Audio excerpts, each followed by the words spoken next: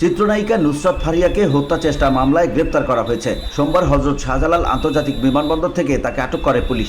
বর্তমানে তিনি কারাগারে বন্দী রয়েছেন।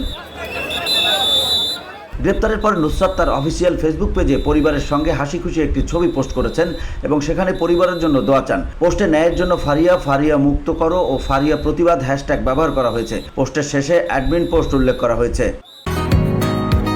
বসুন্ধরা, উত্তরা, বনশ্রী, কুড়িল ও বাড্ডা সহ রাজধানীর বিভিন্ন স্থানে অভিজাত ও অত্যাধুনিক মানের ফ্ল্যাট কেনার এক নির্ভরযোগ্য প্রতিষ্ঠান প্লেজেন্ট প্রপার্টিজ লিমিটেড।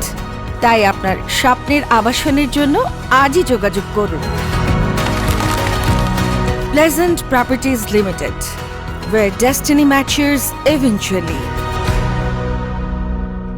এই মামলায় নুসরাত ছাড়াও মোট 17 জনকে অভিযুক্ত করা হয়েছে। তার জামিন আবেদন আগামী 22 মে শুনানি হবে বলে জানা গেছে।